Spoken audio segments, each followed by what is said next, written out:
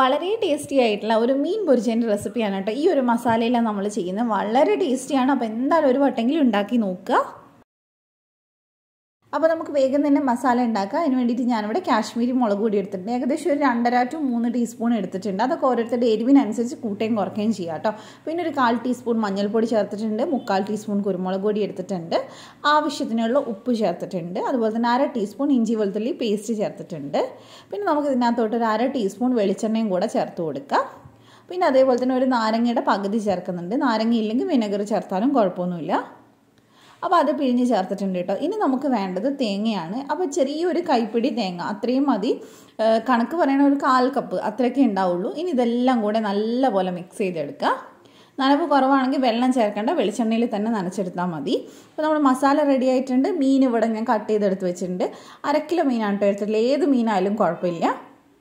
അപ്പോൾ നമുക്ക് ഈ മീൻ ഇതിലേക്ക് ചേർത്തിട്ട് നന്നായിട്ടൊന്ന് മിക്സ് ചെയ്തെടുക്കുക. ഇതിൽ തേങ്ങ ചേർത്തുകൊണ്ട് തന്നെ നമുക്ക് സാധാരണ മസാല ഇടുന്നത് പോലെ അതിൻ്റെ മുകളിലേക്ക് വല്ലാണ്ട് പിടിക്കില്ല, പക്ഷെ അത് അവസാനം റെഡിയായി കിട്ടും. അപ്പോൾ മീൻ നമ്മൾ ഇതുപോലെ തന്നെ 1 മണിക്കൂർ മിനിമം ഒന്ന് മാറ്റി വെക്കാൻ നോക്കുക. അപ്പോൾ നന്നായിട്ട് മസാല പിടിച്ചിരിക്കും. അപ്പോൾ ഈ 1 മണിക്കൂറിന് ശേഷം ഞാനിവിടെ ഒരു ഫ്രൈ പാനിലേക്ക് വെളിച്ചെണ്ണ ചേർത്ത് കൊടുക്കുന്നുണ്ട്. ഏകദേശം 1 ടേബിൾ സ്പൂണോളം എടുത്തിട്ടുണ്ട്. അതിലേക്ക് കുറച്ച് കറിവേപ്പില ഇട്ടിട്ട് നമുക്കൊന്ന് വറുത്തെടുക്കാം.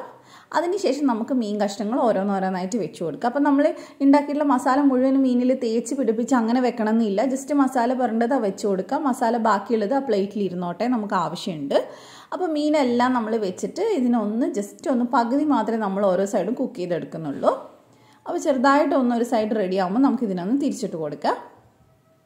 അപ്പോൾ ഫുള്ളായിട്ട് നമ്മൾ തിരിച്ചിട്ട് കൊടുക്കുന്നുണ്ട്.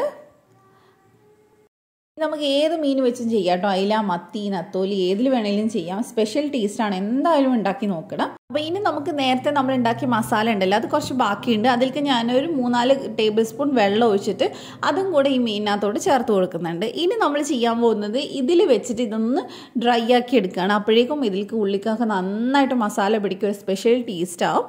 അപ്പോൾ നമുക്ക് ഇടയ്ക്ക് ഇതൊന്നും തിരിച്ചിട്ട് കൊടുക്കുക. അതാണ് പകുതി വേവിച്ചാൽ മതി എന്ന് പറഞ്ഞാൽ, ബാക്കി പകുതി ഈ മസാലയിൽ ഇരുന്ന് വേണം മീൻ വേവാനായിട്ട്.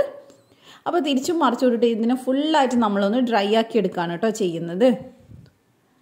അപ്പോൾ 2 സൈഡും നമ്മൾ തിരിച്ചിട്ടൊന്ന് കൊടുക്കുന്നുണ്ട്. അപ്പോൾ നമ്മുടെ മസാല ഫുള്ള് ഡ്രൈ ആയി എല്ലാം മീനിൻ്റെ അകത്ത് പിടിച്ചിട്ടുണ്ട്. ഇത്രയേ ഉള്ളൂ. ഇനി നമുക്ക് ചൂട് ചോറിൻ്റെ കൂടെ ഇത് സെർവ് ചെയ്യാം.